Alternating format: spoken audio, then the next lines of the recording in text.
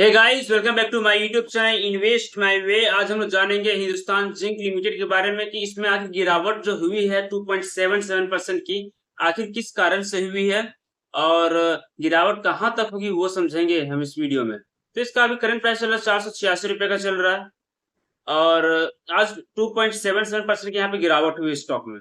हालांकि इस स्टॉक में बहुत दम है कि ये स्टॉक बहुत आगे तक जाएगा, क्योंकि जिंक जो है ये एक ऐसा मेटल है जो हमें हमें हमारे डे टू डे लाइफ में इस्तेमाल हम लोग करते हैं, घर बनाने के लिए बहुत सी चीजों में करते हैं। ठीक है, तो इसीलिए तो अगर पेट्रोसिस को देखा जाए साथ में साफ साफ पता चलता है कंपनी का जो पेट्रोसिस को बता रहा है कंपनी फंडामेंटली स्ट्रांग है। ठीक है, लेकिन गिरावट का कारण क्या है इसके पीछे वो समझेंगे।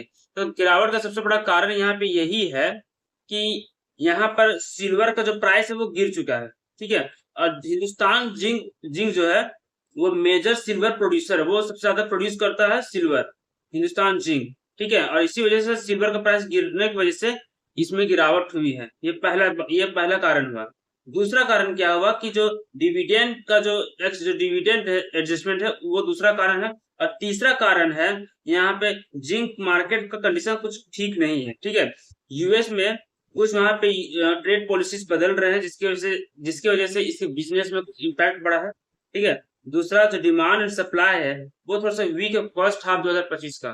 ठीक है, इसी वजह से इसका जो शेयर है यहाँ पे थोड़ा सा गिरते हुए नजर आया है। ठीक है, ये तीन कारण सिल्वर प्राइस का ड्रॉप होना, जिंक मार्केट का कंडीशन थोड़ा सा वीक और एक्स डिविडेंड और डिविडेंड को एडजस्टमेंट की वजह से यहाँ पर इस शेयर को यहाँ पर गिरावट का सामना करना पड़ा है। और यहाँ पे कुछ शॉर्ट सेलिंग भी देखने को मिली है, ये रिपोर्ट आई है। तो इसकी वजह से यहाँ पे शॉर्ट सेलिंग की वजह से भी यहाँ पे एक कारण है, यहाँ पे इतना गिरावट हो रही है। देख सकते हैं पिछले 3 दिनों से यहाँ पे बड़ी बड़ी गिरावट हो रही है हिंदुस्तान जिंक लिमिटेड में। ये बहुत बड़ी बात है।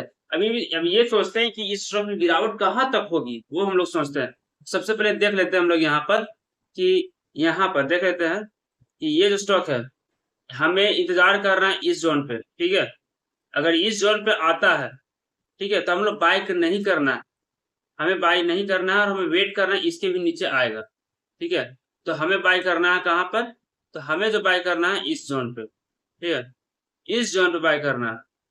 ठीक है, अगर गिरेगा तो अच्छी खासी ये मार्केट गिरेगी। ठीक है, इसका शेयर अच्छा खासा गिरेगा, इसलिए हमें इस जोन पे इंतजार करना है कि इस जोन पे जब भी आए, मतलब यहाँ पे जब भी आए, ठीक है, एक दो कैंडल बनाएगा, ठीक है, और गिरने के बाद यहाँ तक आ जाएगा, तब हम वेट कर रहे हैं, तो यहाँ पे हम लोग खरीदारी करना है इसके यहाँ पे से सपोर्ट के बाद तभी। उससे पहले बिल्कुल भी आप नहीं खरीदे। अगर आपके पास है पहले से तो आप होल्ड कर सकते हैं कि लॉन्ग टर्म में आपको बहुत ही बेनिफिट दे सकता है, लेकिन शॉर्ट टर्म में आपको भी बेनिफिट नहीं मिलेगा। और अगर आप नए निवेशक हैं तो आप इसे होल्ड करें और मैंने जो आपको बताया है इसके नीचे जब आएगा सपोर्ट लेने के लिए तभी हमें बाय करने की सोचना है, वरना बिल्कुल भी नहीं। 440 रुपए में आके सपोर्ट आएगा तभी हमें बाय करनी, उससे पहले बिल्कुल भी नहीं। ठीक है, क्योंकि वहां ये जो जोन है, ये ऊपर का जो जोन है वो रेजिस्टेंस जोन है, क्योंकि यहाँ पे बहुत बार गिरा। देख सकते हैं कितने बार गिरा वो भी हम लोग देख लेते हैं। तो फर्स्ट टाइम यहाँ पे गिरा, सेकेंड टाइम आसानी से देख सकते हैं यहाँ पर भी गिरा है। ठीक है, यहाँ पे सेकेंड टाइम गिरा, थर्ड टाइम आपको यहाँ से गिरा, ये फोर्थ टाइम देख सकते हैं इसी जोर से गिरा, चौथा बार, फिर देख सकते हैं पांचवा बार। तो इतना बार गिरा है, इसलिए आप वेट करें और इस जोन पे जब भी आएगा तभी बाय करें। 440 पे आने दीजिए तभी बाय करें, वरना बिल्कुल भी बाय ना करें। ठीक है, अगर मेरी जानकारी आपको अच्छी लगी है तो मेरे चैनल को लाइक और सब्सक्राइब जरूर करें। Thank you.